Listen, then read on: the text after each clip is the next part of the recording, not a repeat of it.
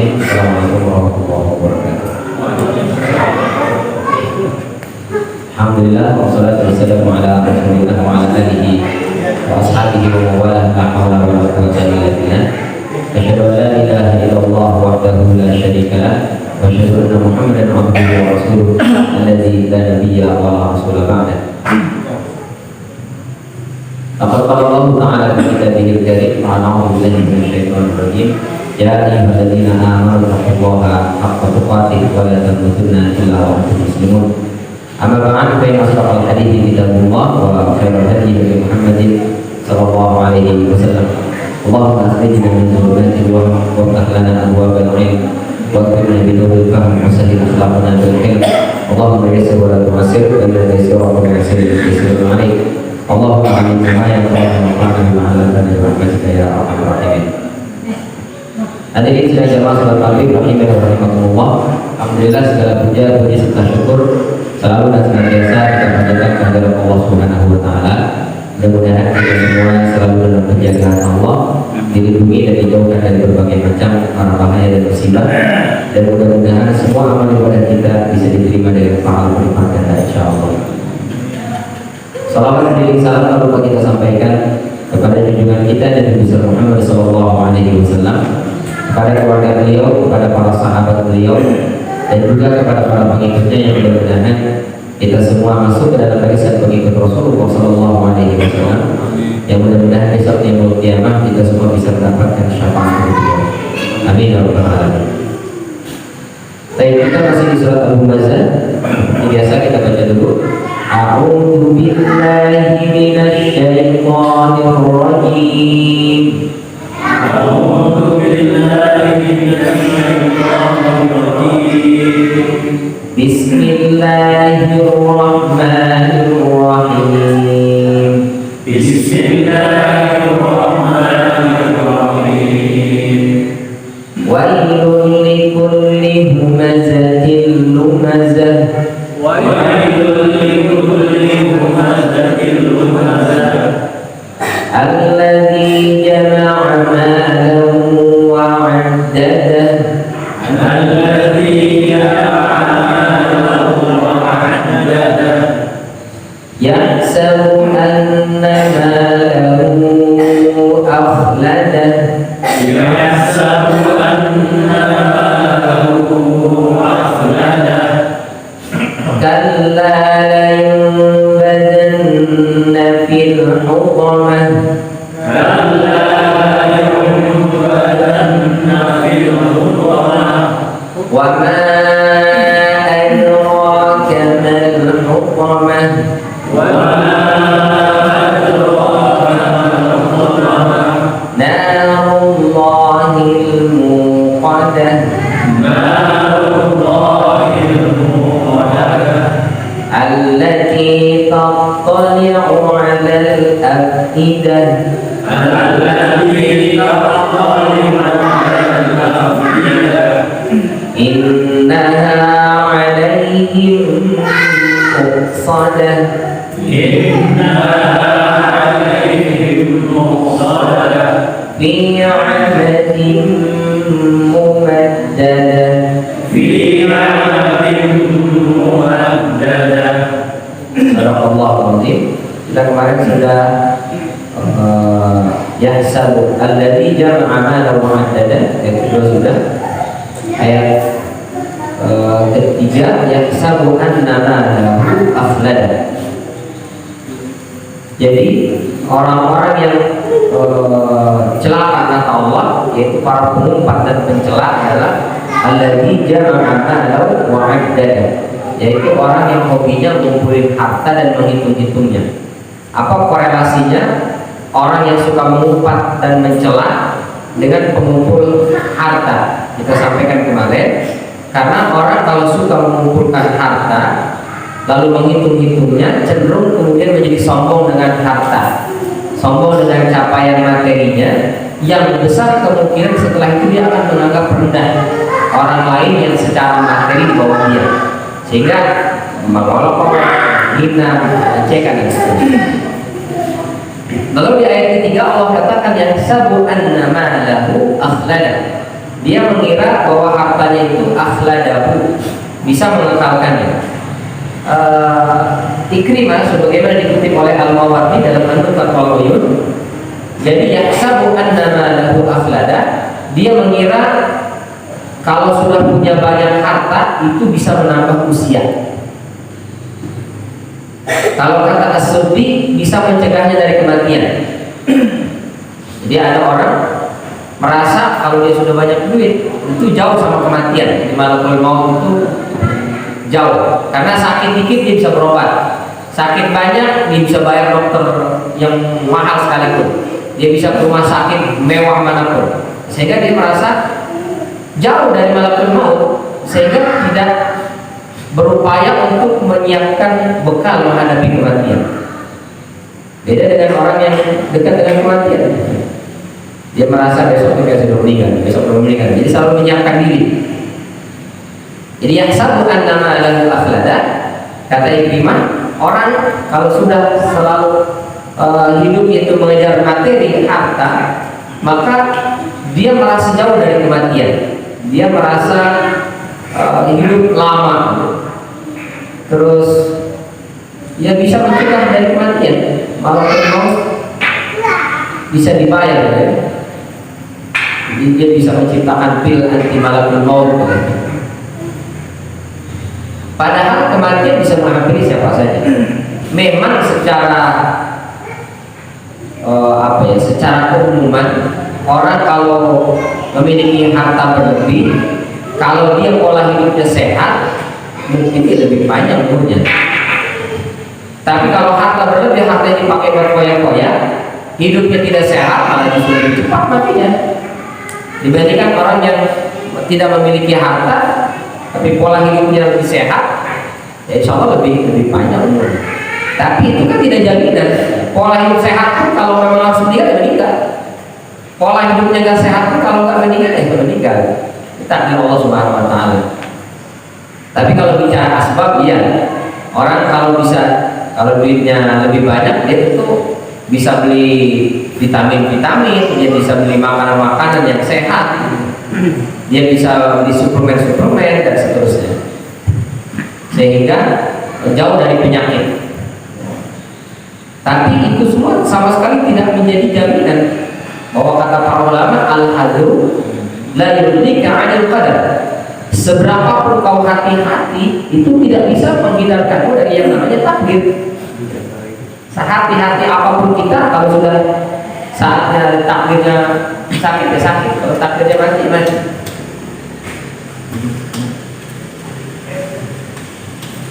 Ini emang setiap sore ada namanya sekarang, atau setiap kajian aja. Ada yang kaji bisa.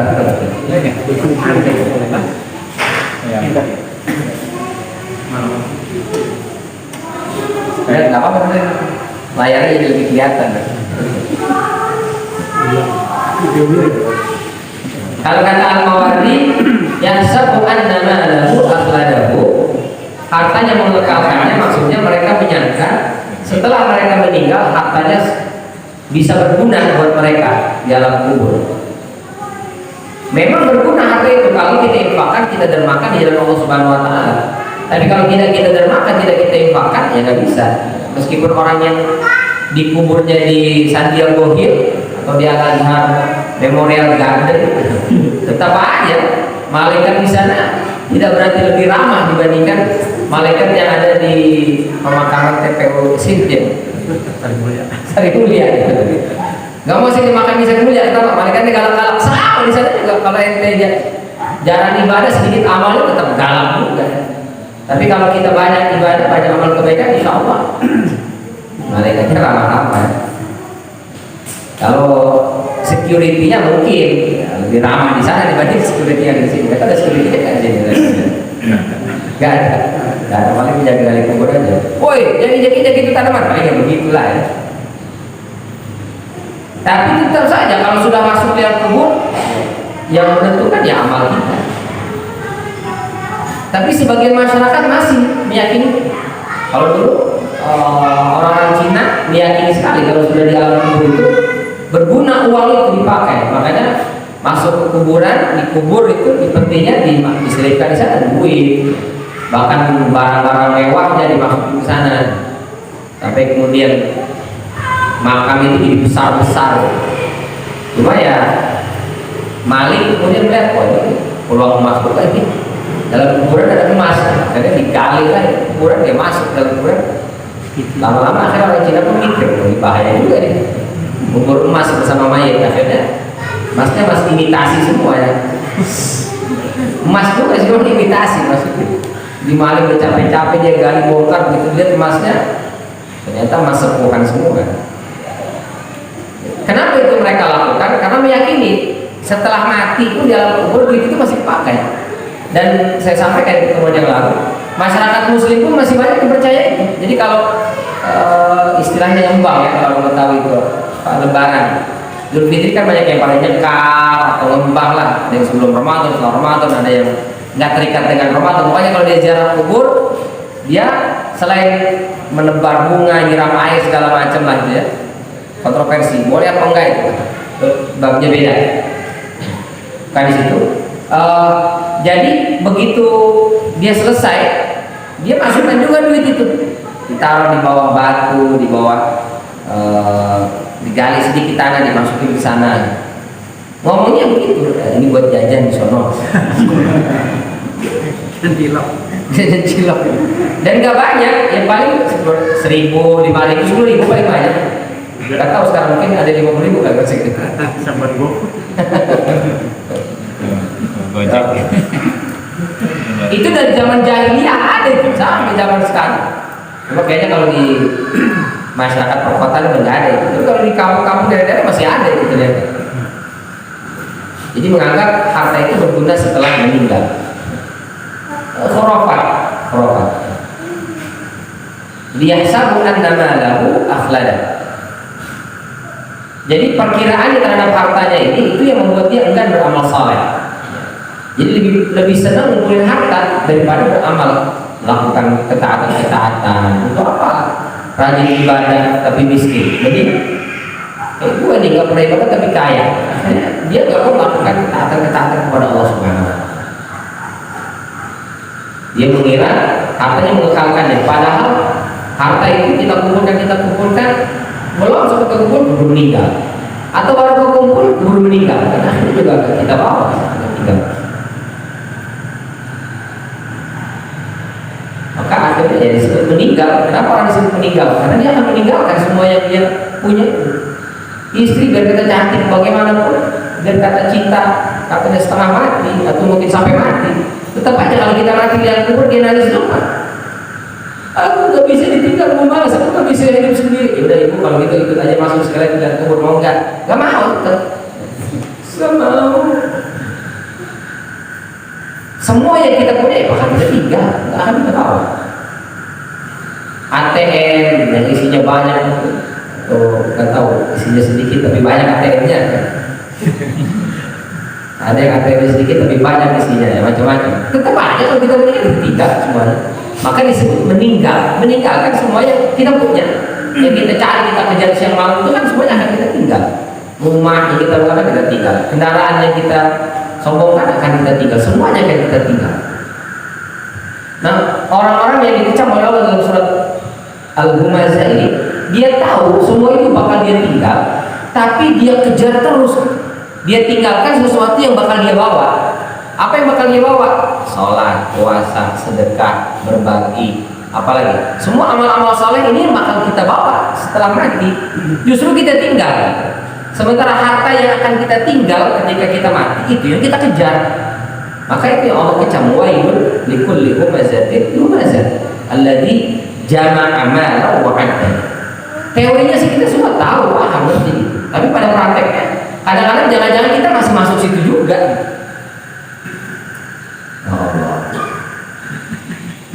Jadi harta yang akan menyelamatkan adalah harta yang diinfakkan di jalan Allah dan karena Allah. Ada orang menginfakkan harta di jalan Allah tapi bukan karena Allah. Itu juga gak benar. Ada orang menginfakkan harta katanya karena Allah tapi bukan di jalan Allah. Itu juga gak benar. Apa maksudnya?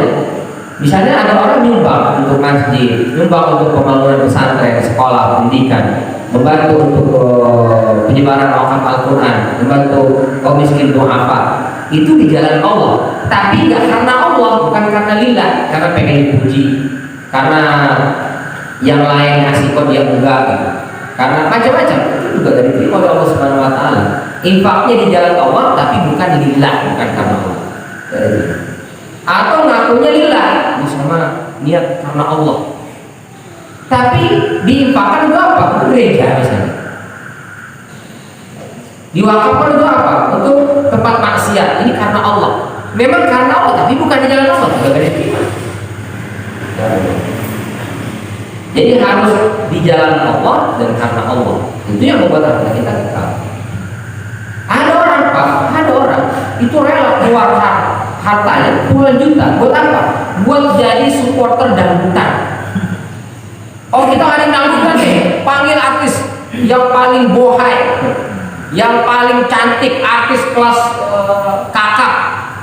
Artis kelas kakak. Waduh butuh biaya besar Pak, saya yang modalin. Ada yang gitu Pak, ada yang sana. Berapa butuhnya? 10 juta, 20 juta, 50 juta, 100 juta, saya bayar. Itu kan, kok Bapak mau ngeluarin banyak banget, saya mau lillahi ta'ala. Nyambung kan gitu. Itu bilangnya begitu Pak, lillahi ta'ala saya mah. Ikhlas. Itu kan kacau. Lillahi ta'ala tapi bukan bisa dilillah. Itu bahaya.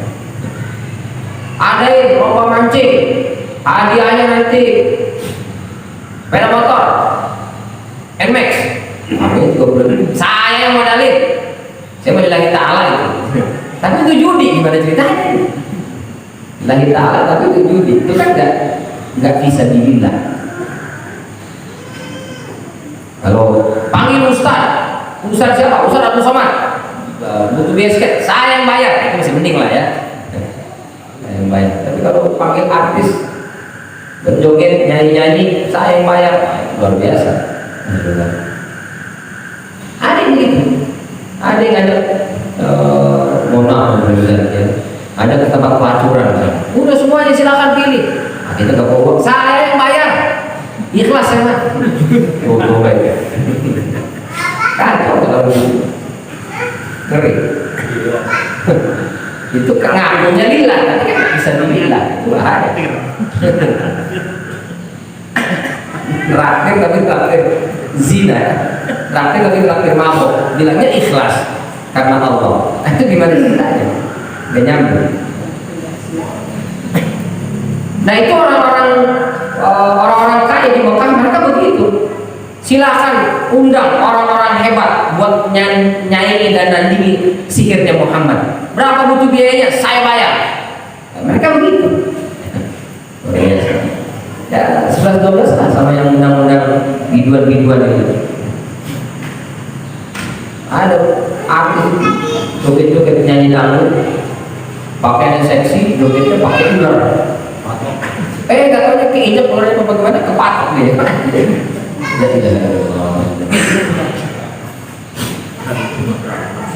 Dan itu ada orang yang mau modalin itu, yang penting adakan dangdutan, pakai artis begitu, maksiat, dia rela gitu ngeluarin puluhan juta. Begitu diminta buat sumbang masjid, oh mohon maaf saya lagi gak ada duit. Masjid aja gak ada, susah.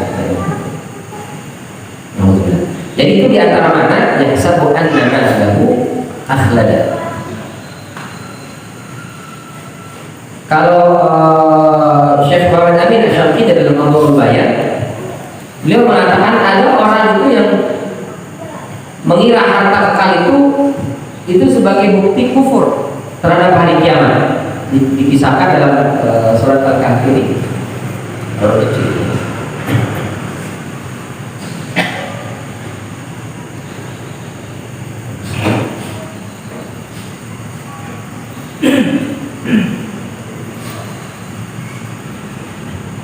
Wa dakhala jannatahu wa huwa zalimun li nafsihi.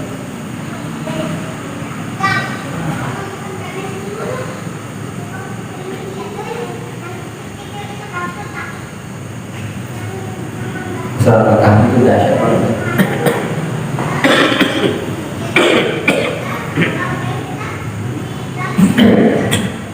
berisi tentang ujian kehidupan. Ada orang diuji dengan imannya, sabar gak dia mempertahankan keimanan, sabuk kaki. Ada orang diuji dengan hartanya, dia banyak harta, sanggup gak harta yang banyak itu tetap membuat dia berada dalam rel yang diridhoi Allah Subhanahu Wa Taala. Ini namanya asbab. Harta dia berupa kebun itulah segala-galanya, sehingga dia tidak mau beribadah kepada Allah Subhanahu Wa Taala. Berbeda dengan kawannya yang lain, kawannya dia tetap mengurus kebun, tapi juga tetap ibadah kepada Allah. Yang ini saking sibuk dia ngurus kebun, dia nggak mau ibadah. Maka Allah bilang zalimun li nafsihi. Qala man azunnu an tabida hadhihi abada. Ini kebun saya ini luas, isinya kurma, anggur segala macam ada di sini. Nggak bakal bangkrut ini. Nggak bakal bangkrut. Jadi 7 turunan ini saya akan kaya terus. Nggak perlu capek-capek. Untuk apa lagi ibadah? Wa ma azunnu sa'ata qa'imah. Dan aku tidak mengira hari kiamat itu akan ada. Wa la yuridu ila rabbi la ajidanna khairan minha qalaba. Dan jika sekiranya akan dikembalikan kepada Tuhanku, pasti aku akan mendapat tempat kembali yang lebih baik daripada kebun-kebun itu. Karena dia mengira segala sesuatu bisa dibeli dengan harta. Biasa kalau masyarakat materialistis, biasanya mengukur kebaikan seseorang atau mengukur kemuliaan seseorang diukurnya dari materi. Jadi orang lebih dengar omongan orang yang berduit daripada yang berilmu. Biasanya di masyarakat materialistis begitu. Jadi orang berilmu gak didengar kalau dia gak punya duit. Tapi orang yang punya duit itu lebih dengar suaranya. Sebagian masyarakat itu ya masih menganggap begitu. Jadi orang berilmu tidak didengar suaranya. Yang didengar suara petua nasihatnya itu adalah orang-orang yang beruang begitu. Karena dia merasa dengan duitnya ya dia bisa beli segala-galanya. Kalaupun nanti ada kiamat saya dikembalikan kepada Tuhan saya, pasti saya dikembalikan dalam kondisi lebih baik. Gak taunya besoknya kemudian semuanya habis, habis semuanya. Ya, sama seperti harta itu kita gak tahu. Ada orang sombong dengan jabatan, gak taunya besok dia ciduk KPK, gak taunya besok dia naresapel, habis semua. Maka kata Allah, kalla, jangan begitu. Sekali-kali tidak, sekali-kali jangan. La yumbadanna fil hutamah. La dikatakan jadi sedangkan atau fil mudhari itu kalau berbaris fathah la barisnya itu maknanya taukid, la taukid artinya penegasan. Nun bertasydid di akhir itu juga namanya nun taukid, penegasan. Jadi satu kata ini diapit oleh 2 huruf taukid, lam taukid, nun taukid. Dari kata nabada. Ya. Kalau ini bentuknya fi'il mudhari tapi majhul, yumbadu kata-kata bentuk sedang akan pasif, di akan di, bukan akan mu. Kalau mu aktif akan di berarti pasif. Jadi la yumbadanna sungguh pasti benar-benar. Yumbadanna yutrahanna, yutrah, yulqa, apalagi dilempar, dicemplungin, dicempurin, apalagi dilelepin, apalagi. Nah itu makna la yumbadanna, sungguh pasti benar-benar dia akan dilempar. Kemana? Ilal hutamah, ke dalam al-hutamah. Dari kata hutamah. Ini nama, ada yang mengatakan nama pintu neraka, ada yang mengatakan ini tingkatan neraka. Jadi neraka itu ada tingkat-tingkat, salah satu tingkatnya adalah hutamah. Sebagian lagi mengatakan bahwa neraka itu memiliki beberapa pintu, sab'atu abwab, ada 7 pintu. Nah yang salah satu pintu itu adalah al-hutamah, tadi kita jelaskan. Baik. Lalu apa makna hutamah? Hutamah itu secara bahasa dari kata hutamah. Hutamah itu artinya menghancurkan atau meremukkan. Itu hutamah. Bisa juga maknanya rakus. Jadi orang kalau makan itu semua dimakan itu disebut dengan hutamah. Aku. Jadi tamak semua dimakan. Makan ikan bandeng apa itu tulang-tulangnya habis semua dimakan. Pala-pala nggak ada sisa. Kucing juga ya tulang kaki dapat. Buntutnya kayak habis di rumah semuanya. sampai ke kotoran-kotorannya dimakan semua. Nah, itu akul makna hutomah, bisa juga maknanya. Jadi secara bahasa artinya bisa menghancurkan, meremukkan, atau juga bisa bermakna rakus ketika mau makan. Nah, itu makna al-hutomah secara bahasa. Kita temukan di dalam surat An-Naml misalnya kisah Nabi Sulaiman alaihissalam ketika melewati sebuah tempat dengan bala tentaranya yang banyak. Lalu di sana ada kisah semut, 400 semut. Hatta idza atau ala wadin nam, sampai ketika Nabi Sulaiman dengan bala tentaranya itu melewati sebuah lembah tempat bermukim atau bersemayamnya atau diamnya semut. Qalat namlatun, berkatalah namlatun. Namlah itu sebagian ulama mengatakan bentuknya perempuan karena ada tak marfuahnya. Ini semut perempuan. Nah, itu adalah ratu di semut. Ini semut itu bukan raja, ratu ya, perempuan. Namlah perempuan besar, nggak bisa apa-apain, tapi itu ratunya dihormati, disegani oleh semua semut. Ikut apa kata ratunya itu? Luar biasa, semut dipimpin oleh seorang ratu semut. Maka bilangnya qalat namlatun, bukan qala naml. Namlah. Tadi mengatakan enggak, itu bentuk mufrad, tapi dia maknanya laki-laki. Tapi kalau kita pelajari di apa namanya, kayak di Discovery Channel gitu ya, memang semut itu perempuan itunya yang jadi ratunya, rajanya atau pemimpinnya itu ya perempuan gitu. Bertelur dia soalnya. Atau semut laki-laki yang bertelur, enggak ya, itu pasti perempuan ini. Qalat namlatun, lalu ratu semut itu berkata, ya ayyuhan naml, udkhulu masakinakum. Semut semua sekalian, masuklah ke masakinakum, rumah-rumah kalian. Kenapa? La yahtimannakum, pakai hatamah. La yahtimannakum Sulaiman wa junuduh wa hum la yash'urun. Jangan sampai nanti Sulaiman dan bala tentaranya yahtimannakum, meremukkan kalian, menghancurkan kalian.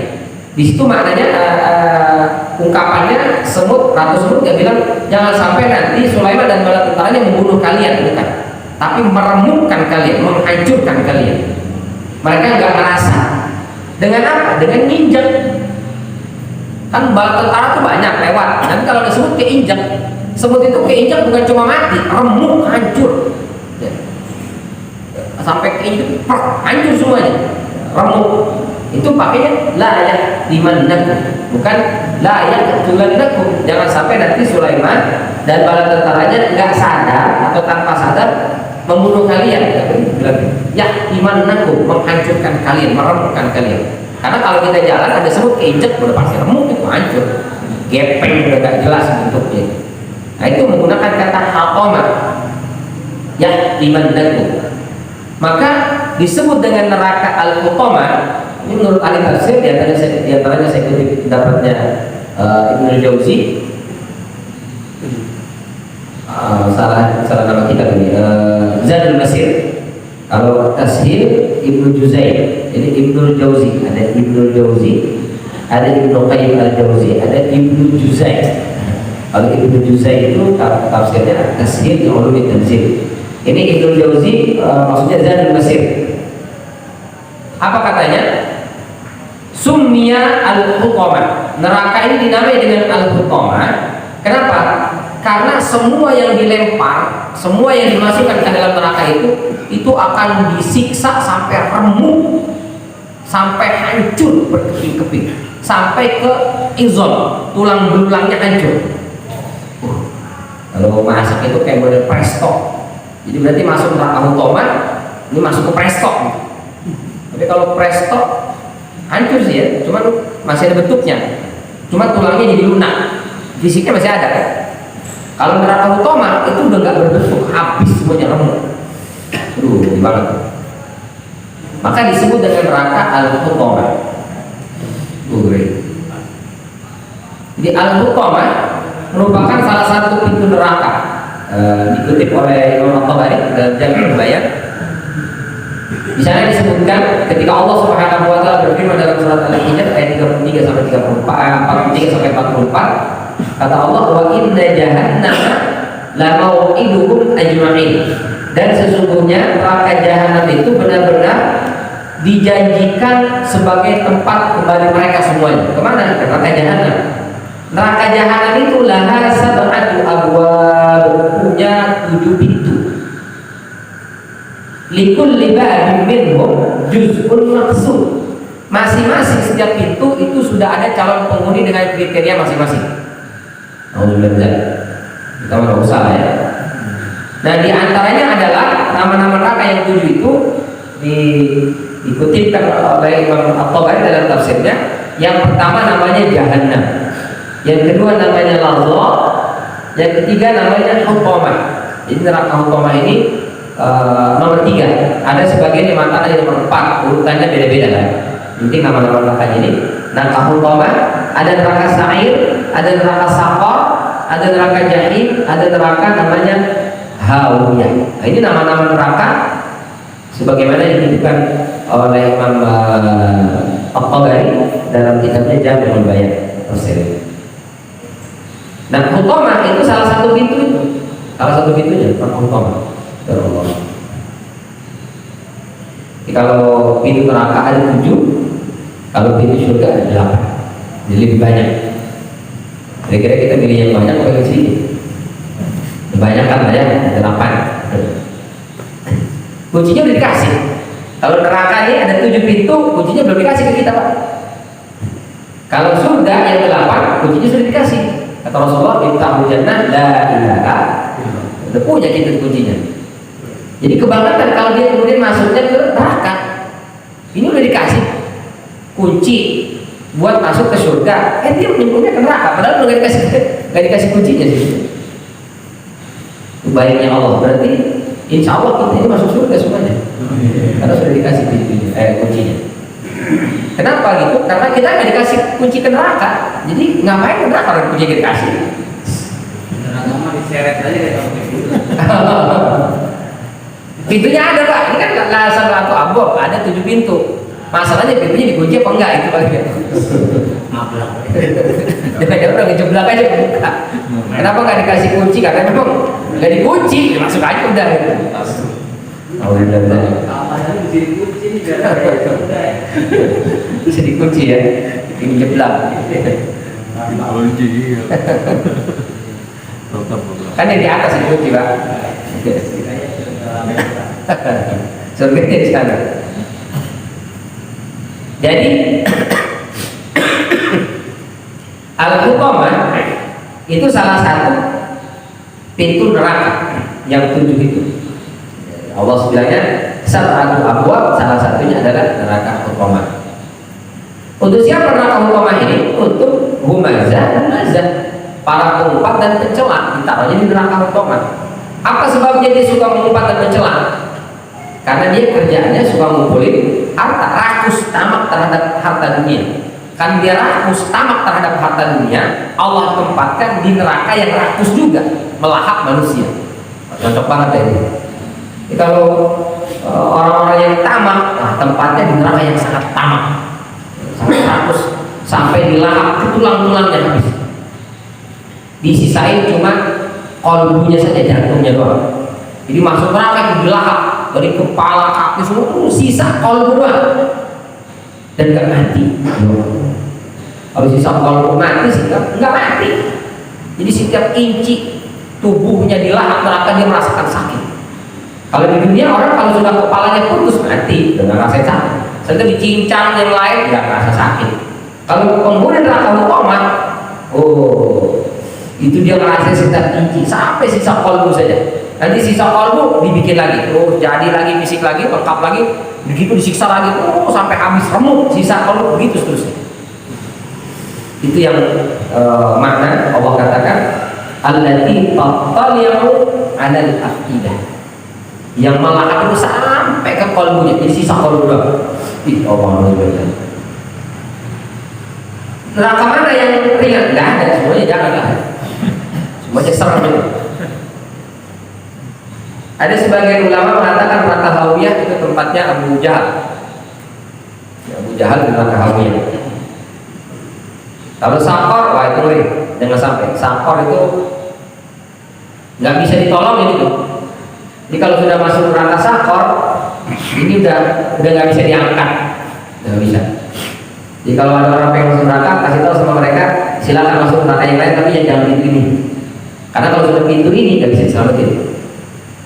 Di dalam surat Al-Mudaththir itu ayat 42 ya, kalau salah 43. La tanfa'uhum syafa'atu syafi'in. Tidak berlaku untuk mereka syafaat siapapun. Kata Rasulullah, termasuk saya. Kata Rasulullah, semua orang yang ada di neraka, kalau masih ada keimanannya sekecil apapun itu, dia akan nanti dikeluarkan dengan syafaat, diselamatkan. Illa ahlu hadil ayat, kecuali orang yang masuk ke neraka sakor. Tidak bisa. Rasul nggak bisa begitu. Banyak anak muda yang enak aja, enteng aja ngomong. Dia masuk neraka kata gue. Gak usah diingetin, gak usah sok-sok suci. Dari sudah masuk neraka. Bahkan ada yang enak banget ngomong, Pak, kalau sudah berjaya. Saya emang kayaknya juga masuk neraka gitu. Dan gak apa-apa. Kenapa gak apa-apa masuk neraka? Enak banget ngomong. Dia bilang, karena teman saya di dunia ini juga kebanyakan masuk neraka. Jadi kayaknya enakan masuk neraka, karena teman saya juga di neraka. Dia bilang gak asik kalau saya masuk surga, gak ada yang saya kenal. Dia ngasih analogi begini, Pak. Coba teman-teman reuni di kampusnya nih, datang kita senang-senang ke kampus. Tiba-tiba teman angkatan kita gak ada yang datang. Yang kita kenal satu pun gak ada yang nongol. Itu biar kata acara megah, wah, mewah gitu. Enak gak gitu? Gak enak, karena gak ada yang kita kenal. Jadi kalau kita masuk surga, di surga gak ada yang kita kenal, gak enak kan? Mendingan di neraka, karena kita kenal semua.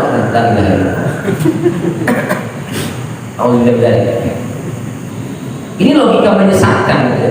Itu bahaya sekali. Anak-anak muda akhirnya banyak yang juga ya. Ini masuk neraka, teman-teman di neraka semua katanya. Dan tidak ada Allah. Padahal kita kan gak butuh kenal orang ada di surga. Semuanya fasilitas dikasih, nggak peduli kenal atau nggak kenal. Disediakan sudah pelayan bidadari cantik-cantik, nggak perlu kenal. Bagaimana di surga? Satu surga untuk satu orang itu luas sekali. Nggak bisa kita samakan kehidupan dunia dengan kehidupan di akhirat. Mana ainul ra'at wa la udhun sami'an wa la khatar 'ala qalbi bashar. Kenikmatan itu Allah akan tanamkan dalam kalbu kita, tidak seperti yang kita rasakan di dunia ini. Di dunia ini kita merasa senang dengan sesuatu ketika kita peroleh dengan susah payah. Di surga susah payahnya sudah di dunia, di sana ya sudah merasakan nikmat terus. Di dunia ini kita merasakan senang terhadap sesuatu, ada masanya. Orang senang punya motor bagus kapan? Ketika baru beli. Lama-lama biasa ya. Orang senang dengan istri baru kapan? Ketika masih baru. Lama-lama biasa aja.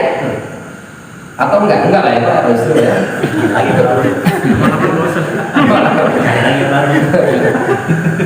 Enggak lah ya, terus senang. Nah, ibu marah gitu. Enggak di sini. Wah, Ustaz juga benar enggak jadi.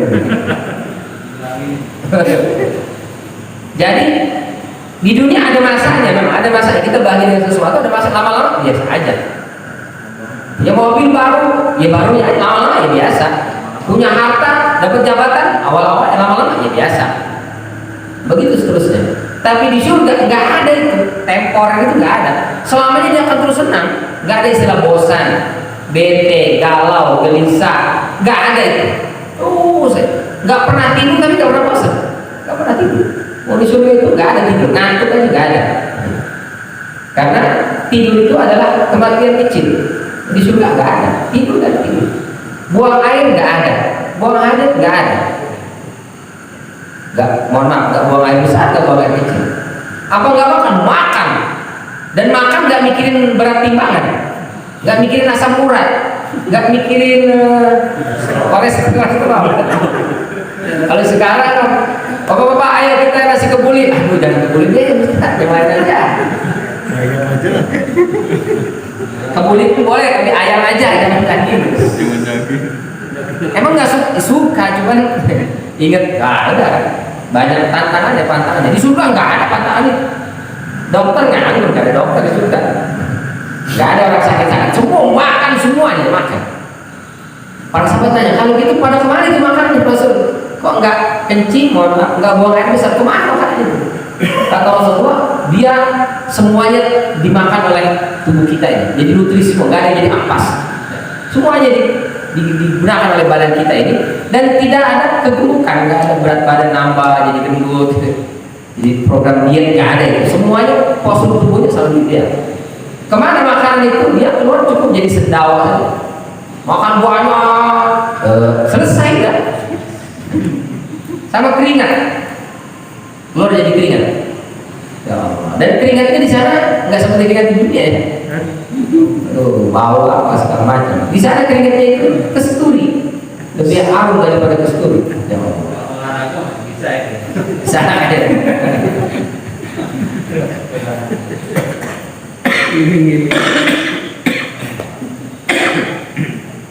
Masya Allah. Dan kita kenal dengan orang beriman itu sudah bahagia luar biasa.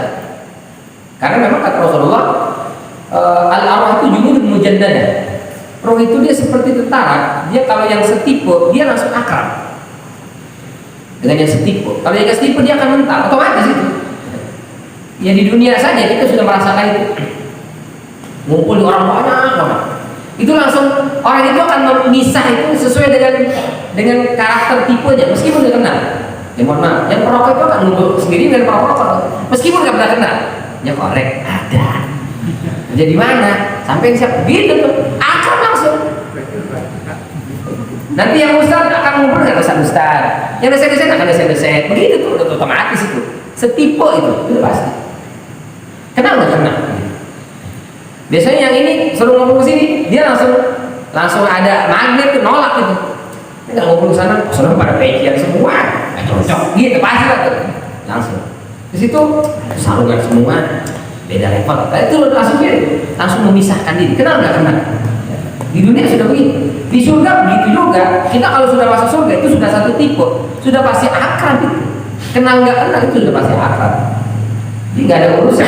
Di dunia temannya penghuni neraka semua, kemudian dia milih masuk neraka karena lebih kenal.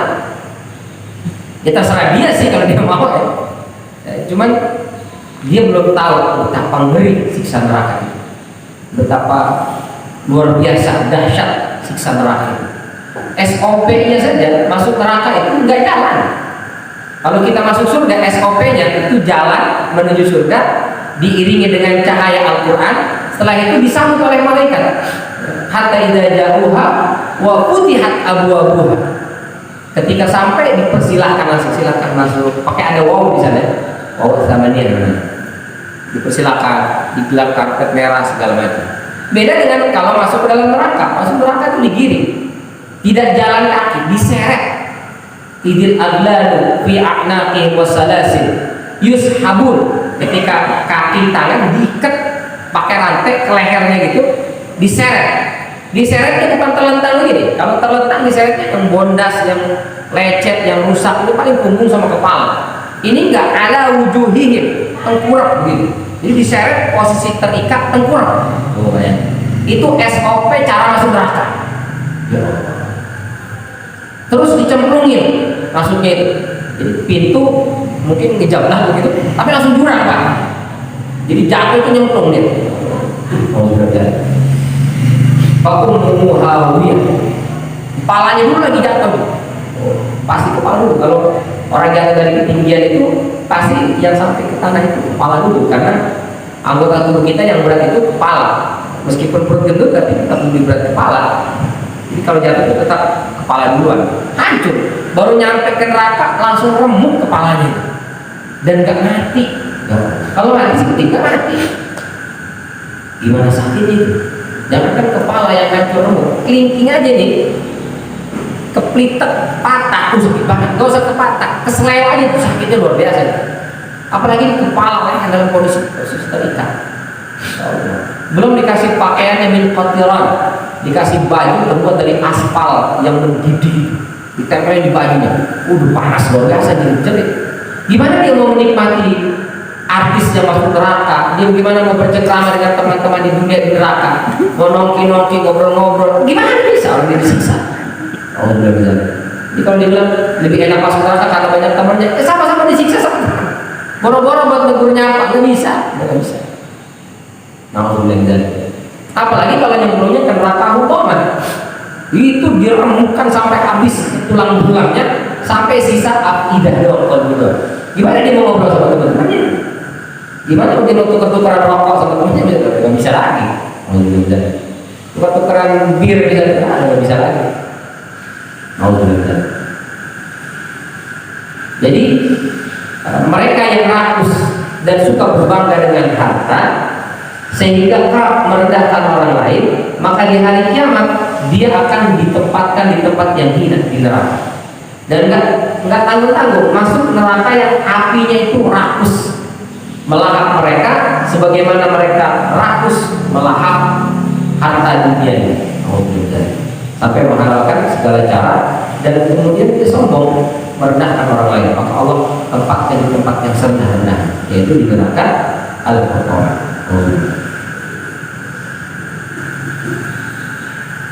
Berapa menit lagi Syah? Lagi. Baik, sampai di sini ada yang ditanyakan, ditambahkan atau diluruskan jika ada keliru sudah berkembang.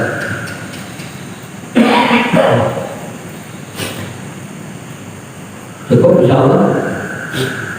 Mudah-mudahan Allah selalu selamatkan kita, jauhkan kita dari berbagai macam fitnah dunia ini, sehingga mudah-mudahan di alam kubur kita termasuk orang-orang yang selamat.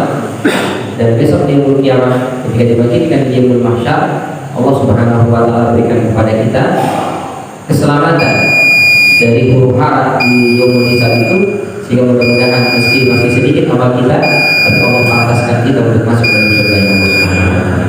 Amin ya rabbal alamin. Terima kasih atas segala perhatian. Mohon maaf apabila ada kekeliruan dan kekurangan.